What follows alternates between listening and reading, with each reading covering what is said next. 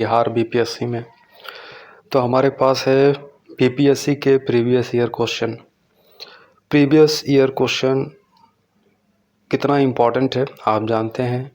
ये हमें एक अनुमान, एक अंदाज़ हमें हो जाता है कि परीक्षा में किस तरह के सब क्वेश्चन पूछे जाते हैं और जो क्वेश्चन पूछे जाते हैं कौन कौन से विषय से पूछे जाते हैं, और जिस विषय से पूछे जाते हैं उस विषय में कितना डेप्थ पढ़ना है, जहाँ से हमारा क्वेश्चन देने का, आंसर देने का हमें नॉलेज हो जाए। ठीक है।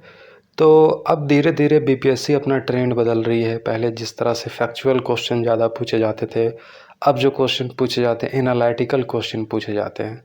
फिर भी बीपीएससी के प्रीवियस ईयर पेपर के बिना आप अनुमान नहीं लगा सकते हैं कि आने वाली परीक्षा में किस तरह के प्रश्न पूछे जाएंगे। तो बीपीएससी के यहाँ क्वेश्चन आपके सामने मौजूद है। हम आपके सामने क्वेश्चन पढ़ेंगे, आंसर टिक लगाएंगे और उसका विश्लेषण थोड़ा सा यहाँ पे दिया गया है। थोड़ा बहुत अगर बात हो गई तो कर लेंगे, लेकिन हमारी कोशिश लगातार क्वेश्चन को जो है आपके सामने रिप्रेजेंट करना है और आपको ये अनुमान लगाना है, अंदाज़ लगाना है किस तरीके से आपको पढ़ना पड़ेगा, तब आप बीपीएससी क्रैक कर पाएंगे। ठीक है। ये सवाल पूछा था बिहार कांग्रेस सोशलिस्ट पार्टी का गठन कब हुआ था। तो ये पूछा था 1934 में इसका गठन हुआ था। ठीक है। तो इसका गठन 1934 में हुआ था कांग्रेस सोशलिस्ट पार्टी का। और इसके जो स्थापना में जो लोग शामिल थे, गंगा शरण सिंह, राम वृक्ष, बनीपुरी, रमानंद मिश्रा आदि। और 1934 में जो है पटना के अंजुमन इस्लामिया हॉल में ये काम हुआ था। 1866 से 1886 के नील खेतिहर के बिहार में हुए विद्रोह के क्षेत्र की पहचान करें तो चंपारण और मुजफ्फरपुर इसका सही जवाब है। ठीक है। यहाँ पे आपको इसका थोड़ा सा विश्लेषण दिया गया है कि नीले किसानों की दुर्दशा का वर्णन, दीनबंधु दो भाई थे जिन्होंने जो है इसका नाटकीय रूप में इसका चित्र जो है लोगों के सामने रिप्रेजेंट किया था। 1830 के दशक में पटना नगर केंद्र था, तो वहाबी आंदोलन का जो है एक मुख्य केंद्र था 1830 में। इसका विश्लेषण यहाँ दिया गया है। उस क्षेत्र की पहचान करें जहां संथालों ने 1855 से 56 में अपनी सरकार की घोषणा कर दी थी। तो भागलपुर राजमहल के पहाड़ी इलाके में ऐसा घटना देखने को मिला था कि जब संथालों ने जो है अंग्रेज़ों के टुकड़ियों को हरा कर जितना बड़ा क्षेत्र था राजमहल, भागलपुर राजमहल की पहाड़ियों तक अपना जो है झंडा जो है गाड़ दिया। स्तंभ 1 अंकित नामों को स्तंभ 2 अंकित नामों से सुमेलित करें। तो यहाँ आपके सामने जहाँ दिया गया है नागानंद, हर्षचरित, तुगलकनामा, ताउलमो, नील दर्पण। स्तंभ 2 में उसके सामने बाणभट्ट, हर्षवर्धन, अमीर खुसरो, राम मोहन राय, अब्द मलिक की साथ 3 बंधु मित्र। तो ये डिटेल में समझिए कि आपसे ये पूछ रहा है, ये क्वेश्चन हिस्ट्री का क्वेश्चन है और जब तक आपको हिस्ट्री की समझ नहीं है तब तक ये आंसर का जवाब आप नहीं दे पाएंगे। तो इसका सही जवाब डी होगा। इसका सही जवाब डी होगा, यानी कि ए का 2 होगा यानी कि नागानंद, हर्षवर्धन। बी का 1 होगा हर्षचरित, बाणभट्ट। और सी का 3 होगा तुगलकनामा का अमीर खुसरो। और डी का 5 होगा ताउलमोको, अब्द मलिक की सासी। और फिर ई का 6 होगा। तो इस तरह से जो है क्वेश्चन का जो है, अगर आपको इतिहास की समझ है, नॉलेज है, तभी आप इसका जवाब दे पाते। चीनी यात्री इत सिंह ने बिहार का भ्रमण किया लगभग। तो डेट पूछ रहा है यहाँ, देखिए यहाँ जो डेट दिया गया है 405 ईसा पूर्व, 635 ईसा पूर्व। तो इसमें से एक भी सही नहीं है, एक भी इसमें से सही नहीं है। तो इसका सही जवाब यहाँ पे जो लिखा गया है उपर्युक्त में से कोई नहीं। इसका सही जवाब हो जाएगा उपर्युक्त में से कोई नहीं। यहाँ पे इसका जवाब है उपर्युक्त में से कोई नहीं। नगरों का क्रमिक पतन किस काल की एक महत्वपूर्ण विशेषता थी। तो ये जवाब यहाँ पर बी नंबर होगा, प्रतिहार युग। एक छोटा सा विश्लेषण दिया गया है, जब व्यापार और वाणिज्य समाप्त हो गया और लगातार जो है निकम्मे और ऐसे राजा जो है आते जा रहे थे जो शासन करने के योग्य नहीं थे, तो ऐसा हुआ था। निम्नलिखित में कौन सबसे पूर्वकालिक जैन ग्रंथ कहलाता है। तो सबसे प्राचीन जैन ग्रंथ किसे कहा जाता है। तो 12 अंग को कहा जाता है। यहाँ थोड़ा सा विश्लेषण दिया गया है। बराबर की गुफाओं का उपयोग किसने आश्रम गृह के रूप में किया? तो आजीविका के जो संप्रदायदार थे उन्होंने ये किया था। सवाल पूछा 10 नंबर, धर्मशास्त्रों में भू राजस्व की दर क्या है? तो 1/6 थी। ये आपको, अगर आपने इतिहास पढ़ा है तो आपको पता होगा। ये आपको कौटिल्य के अर्थशास्त्र में मिल जाएगा कि जो है उस समय भू राजस्व जो दर लिया जाता था वो 1/6 दिया जाता था। ऋग्वेद संहिता का नवा मंडल पूर्णतः किसको समर्पित है? तो नवा मंडल ऋग्वेद का सोम और स्पे पर नामांकित देवता पर जो है समर्पित है। हड़प्पा मिट्टी के बर्तनों पर सामान्यतः किस रंग का उपयोग हुआ? तो हड़प्पा एक फेमस सभ्यता है। इस टाइम में मिट्टी के बर्तन का लाल रंग इस्तेमाल किया जाता था। ठीक है। फिर 13 नंबर का क्वेश्चन पूछा था, मयूर सिंहासन पर बैठने वाला अंतिम मुगल सम्राट कौन था? तो मोहम्मद शाह था जो मयूर सिंहासन पर अंतिम मुगल बादशाह था। उस क्षेत्र की पहचान करें जहाँ से यूरोप वासियों को सर्वोत्तम सोरा और अफीम प्राप्त होता था। तो वो क्षेत्र गुजरात था। निम्नलिखित में से किस अंग्रेज को जहांगीर खान की उपाधि से सम्मानित किया था? तो इसका जवाब सर टॉमस होगा। मध्यकाल में बिहार शरीफ नगर महत्वपूर्ण रहा। तो नगर के लिए महत्वपूर्ण रहा, व्यापारिक केंद्र के रूप में, विदा के केंद्र के रूप में, प्रशासनिक केंद्र के रूप में। तो यहाँ पे व्यापारिक केंद्र के रूप में ना होकर विदा केंद्र के रूप में, प्रशासनिक केंद्र के रूप में, धार्मिक केंद्र के रूप में। सही जवाब इसका सी हो जाएगा। ठीक है। मध्यकाल की बात हो रही है। बिहार के सुप्रसिद्ध सूफी संत सरफुद्दीन मनेरी का संबंध कहाँ से है? किस सूफी संप्रदाय से है? तो फिरदौसी से यहाँ पे सही जवाब है। विजयनगर के उस पहले शासक की पहचान करें तो हरिहर 2 विजयनगर के पहले शासक। निम्नांकित में कौन भूमि उत्पाद पर लगने वाले कर को इंगित नहीं करता है? तो खम्स ये भूमि कर नहीं होता था। छोटा सा डिटेल है सबके सब वीडियो का, जो क्वेश्चन का जो यहाँ पे आंसर है सबके डिस्क्रिप्शन में एक छोटा सा डिटेल दिया गया है जिसको आप रोक करके पढ़ सकते हैं। अगर हम पढ़ने लगे तो वीडियो ज़्यादा बड़ा हो जाएगा। आंसर आपको, अगर आप इतिहास पढ़े हैं, आप बाकी विषयों को पढ़े हैं तो आप जो है आंसर दे पाइएगा। अगर आप नहीं पढ़े हैं तो आपको एक ओवरव्यू मिल जाएगा किस तरह से जो है क्वेश्चन पूछा जाता है और क्या आपको पढ़ना है। 19वीं सदी के धर्म और समाज सुधार आंदोलन ने आबादी के किस वर्ग को मुख्यतः आकर्षित किया? तो आबादी के किस वर्ग को जो है समाज सुधार आंदोलन ने आकर्षित किया था? बुद्धिजीवी वर्गों को किया, नगरीय उच्च जातियों के वर्ग को किया, निर्धन सब साधारण वर्ग को किया, उदार रजवाड़े। तो यहाँ सही जवाब है 1 नंबर, 2 नंबर और 4 नंबर। तो निर्धन लोग जो है इसमें नहीं जुड़े थे, तो सिर्फ ये 3 गलत है, बाकी सब सही है। ठीक है। फिर नेक्स्ट क्वेश्चन यहाँ पूछा है, ये हमारा 20 नंबर हो गया। ठीक है। नेक्स्ट क्वेश्चन 21, किसके द्वारा मंदिरों में प्रवेश के अधिकार की मांग को प्रस्तुति के कारण 1899 में तिरुनेलवेली में भयंकर दंगे हुए? तो अछूतों को मंदिर में प्रवेश करने के मामले में 1899 में एक दंगा हुआ था। ये नडार वाले क्षेत्र में तमिलनाडु में हुआ था। महाराष्ट्र के किस समाज सुधारक को लोक हितवादी कहा जाता था? तो गोपाल हरि देशमुख को ऐसा कहा जाता था। रेगुलेटिंग एक्ट के प्रावधानों के तहत बिहार के लिए एक प्रांतीय सभा की स्थापना हुई थी। तो एक प्रांतीय सभा की स्थापना हुई थी। रेगुलेटिंग एक्ट के प्रावधान 1774 में। 1856 में निम्नलिखित कानून पारित हुए। तो 1856 में कौन कौन से कानून पारित हुए? धार्मिक असुविधा आंदोलन, सती निषेध रेगुलेशन, हिंदू विधवा पुनर्विवाह कानून, राज्य हड़पने का सिद्धांत। तो यहाँ सही जवाब सी होगा, 1 और 3। अब देखिए हमारे सामने क्वेश्चन है 25, बिरसा मुंडा के गुरु कौन थे? आनंद पांडे। सीधा फैक्चुअल क्वेश्चन। नीचे 2 वक्तव्य दिए गए हैं जिनमें एक कथन ए, दूसरा कथन आर। दोनों को ध्यानपूर्वक पढ़े। कथन ए, राष्ट्रीय स्वयंसेवक संघ सन 1942 के भारत छोड़ो आंदोलन में से पृथक रहा, ये ऑप्शन है। और दूसरा है, इसका विचार था कि इस आंदोलन से भारत की स्वतंत्रता में देरी होगी। तो इसमें सही देखिए कूट होगा आपका बी। ए और आर सही है, परंतु आर ए की सही व्याख्या नहीं करता। 27, all India state people conference का गठन कब हुआ था? तो ये 1927 में हुआ था। कम्युनिस्ट इंटरनेशनल का सदस्य बनने वाला पहला भारतीय कौन है? तो MN रॉय है जो कम्युनिस्ट थे। ये भारतीय पहला ऐसा सदस्य था जो कांग्रेस का मेंबर बना जो कम्युनिस्ट था। कम्युनिस्ट इंटरनेशनल का सदस्य बना, मतलब कम्युनिस्ट इंटरनेशनल जो पार्टी बनी थी इसका पहला भारतीय सदस्य बनने वाला था एम एन रॉय, ठीक है। M N Roy, communist international party जो बनी थी उसका भारत से जो मेंबर बना था एम एन रॉय बना था। खुदाई खिदमतगार संगठन की स्थापना किसने की थी? खान अब्दुल गफ्फार खान ने की थी। असहयोग आंदोलन के स्थगन संबंधी घटनाओं को सही क्रम निर्धारित करे।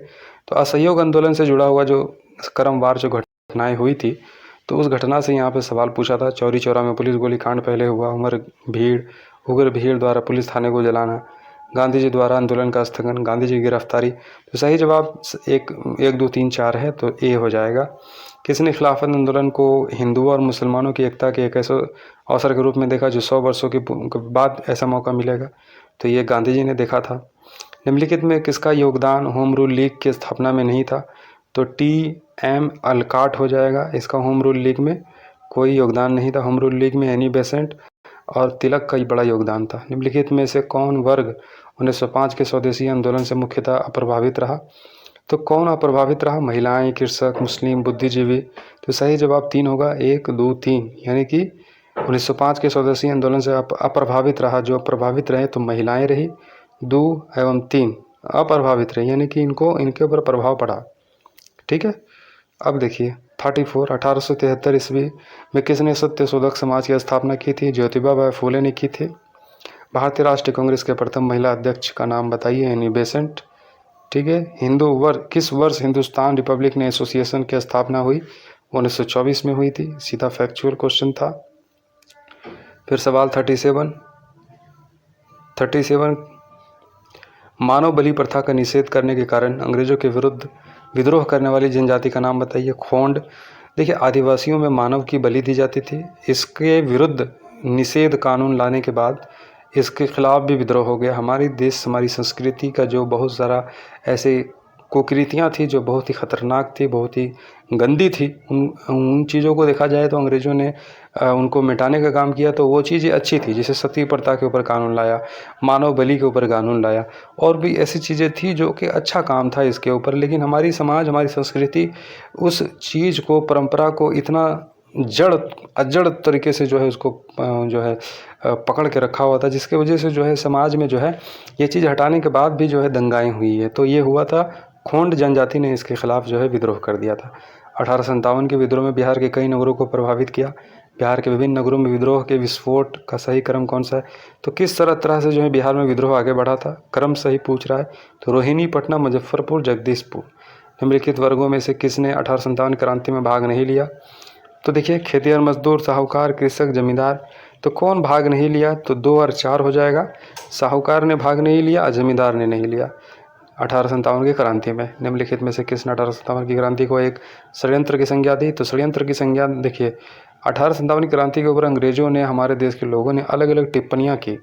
तो उसी टिप्पणियों में से जो है एक टिप्पणी पर से सवाल पूछ रहा है कि एक षड्यंत्र की संज्ञा किसने दी थी? तो ए नंबर सही है। जेम्स आउटरम तथा डब्ल्यू टेलर, इसने जो है संज्ञा दे दी कि ये एक आतंक था। छोटा नागपुर का पठार है, क्या है?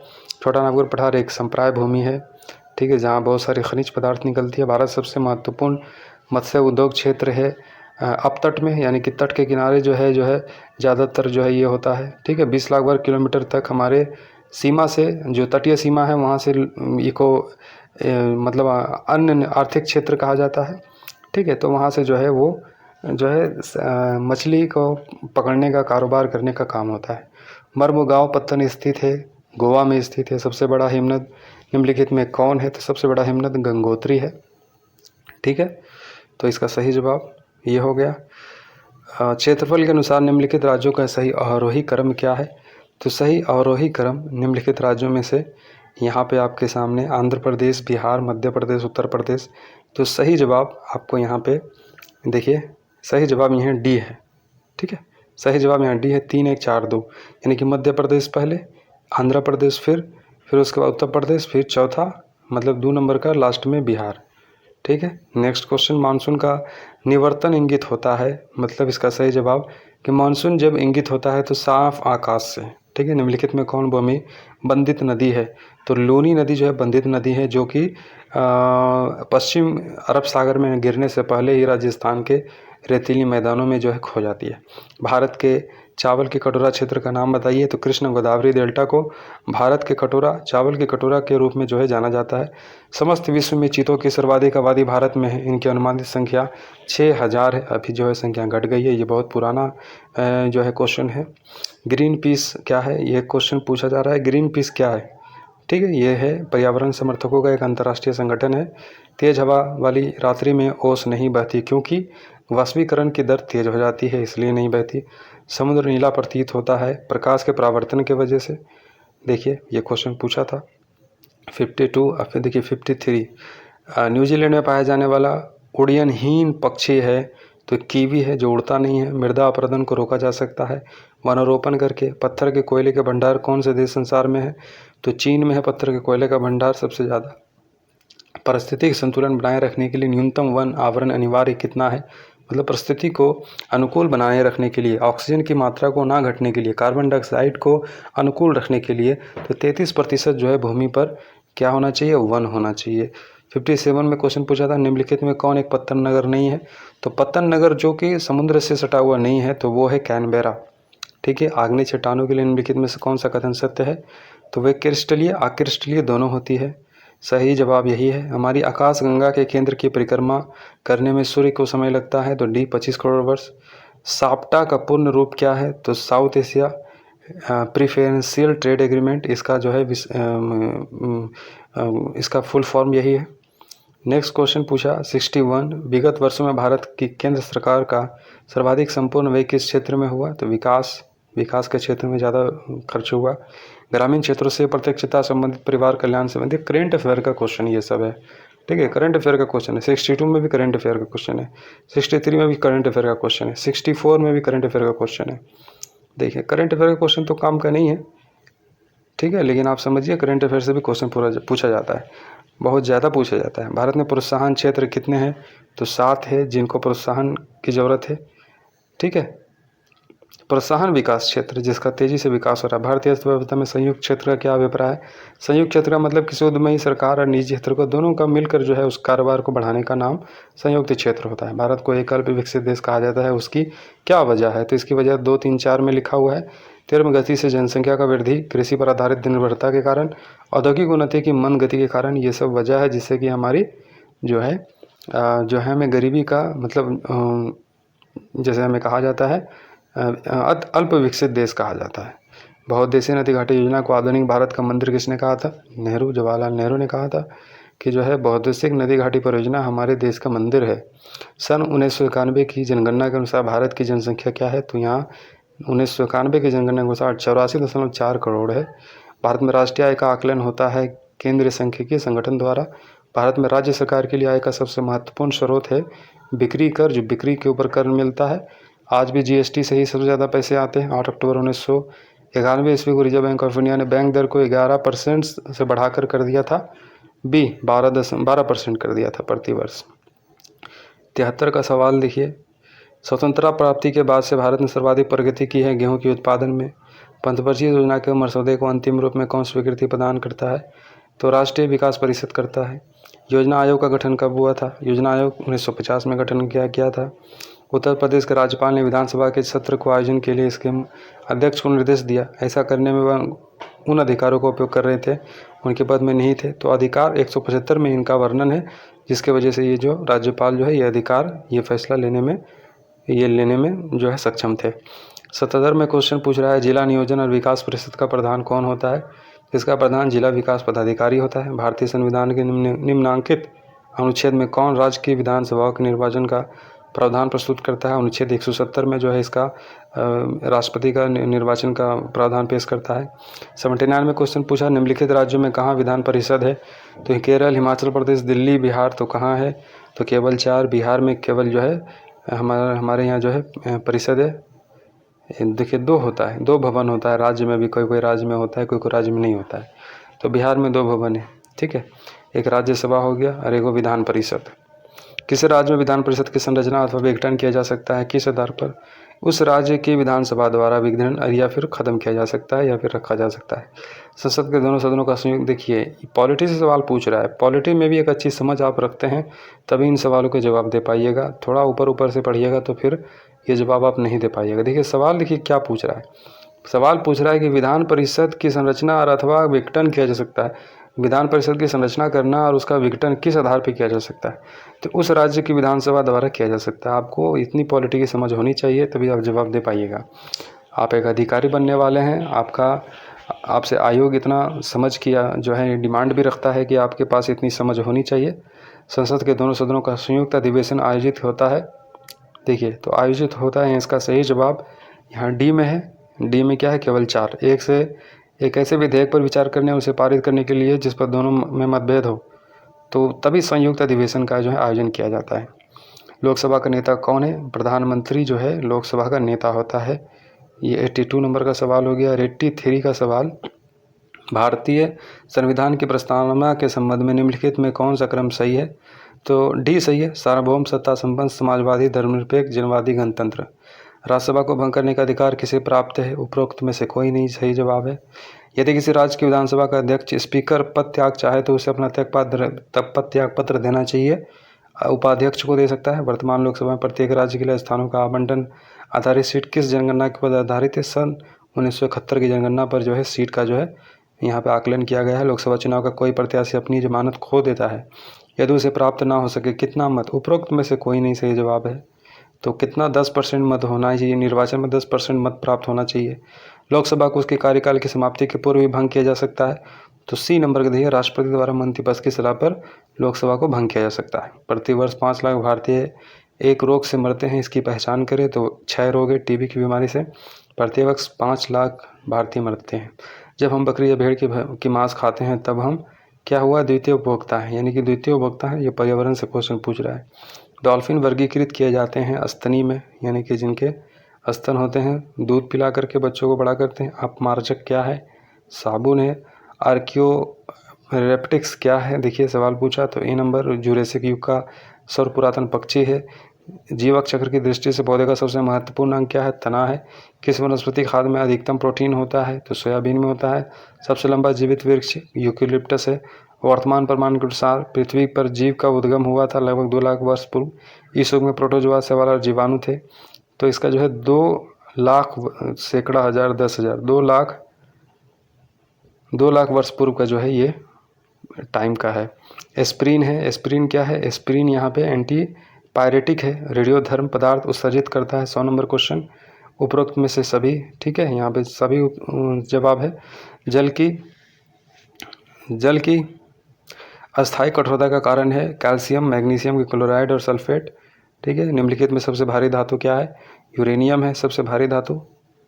यूरेनियम सबसे भारी धातु है। हाथ से गैस क्या है जिससे कि हंसी बहुत ज़्यादा आती है? Nitrous oxide. बिजली की खपत का बिल किसके मापने पर आधारित होती है? तो बिजली का बिल जो खपत होता है किस आधार पर नापा जाता है? वोट के आधार पर नापा जाता है। बेसिक सा सवाल है ये, लेकिन जवाब देने में जो है अगर आपको बेसिक भी नहीं पता तो आप नहीं दे पाइएगा। निम्नलिखित में कौन वैकल्पिक ऊर्जा का सबसे बड़ा भंडार है?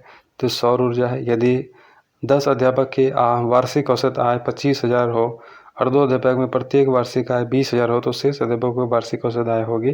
तो सही जवाब ए होगा 26,250। 180 सीढ़ियों वाली एक मीनार पर चढ़ते समय एक पुरुष हर 30 सीढ़ियों को चढ़ने के पश्चात 2 मिनट विश्राम करता है। मीनार के ऊपर पहुंचने तक उसने कितनी देर विश्राम किया? तो सही जवाब 10 मिनट विश्राम किया। एक नगर की जनसंख्या में 4% वार्षिक दर से वृद्धि होती है। शरणार्थियों के कारण 1% वार्षिक दर से अतिरिक्त वृद्धि होती है तो 2 वर्ष पश्चात जनसंख्या में वृद्धि होगी 10.25%। ठीक है, यह हो गया सही जवाब। एक इंजन जिसके पहिए की उपाधि 7/1/2 मीटर है, 9 सेकंड में चक्कर 7 लगाता है तो गाड़ी गति किलोमीटर घंटा कितना हुआ? तो 20 सही जवाब है 21। ठीक है। यदि एक कुएं को 10 श्रमिक 4 दिनों में खोद लेते हैं तो यहाँ पे इसी कुएं को आधे दिन में खोदने के लिए कितने श्रमिक की आवश्यकता होगी? तो जवाब 80 है। 80 श्रमिकों की आवश्यकता होगी। ये हमारा 111 नंबर का क्वेश्चन। लकड़ी के एक ब्लॉक का माप 5 × 10 × 20 सेंटीमीटर है। कम से कम माप वाली लकड़ी का एक ठोस घने बनाने के लिए ऐसे कितने संपूर्ण ब्लॉकों की आवश्यकता होगी? तो एक लकड़ी का ठोस बनाने के लिए यहाँ पे सही जवाब 8 ब्लॉकों की आवश्यकता होगी। 112 नंबर का क्वेश्चन का इसका जवाब ए नंबर है। ठीक है, पढ़िए। इसका 113 का जवाब ए नंबर, इसका भी ए नंबर है।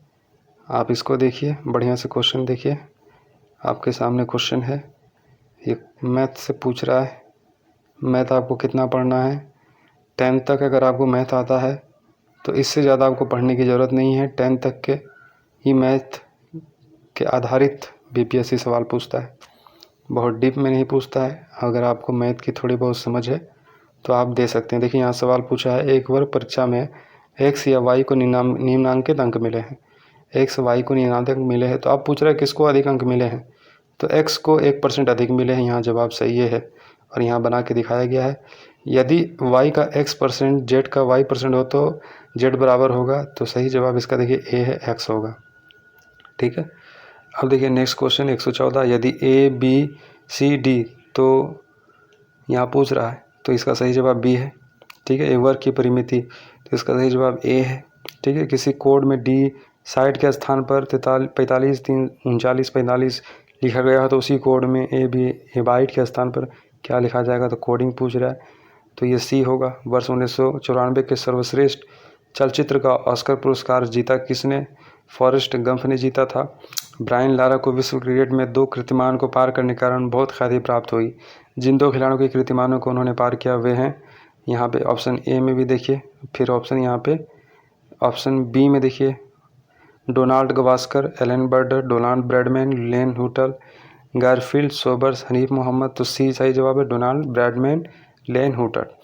निम्नांकित में मतलब इन दोनों के रिकॉर्ड को ब्रायन लारा ने तोड़ा था। ठीक है, निम्नांकित में किसने हाल ही में टेनिस खिलाड़ियों के बीच प्रथम स्थान को पुनः प्राप्त किया?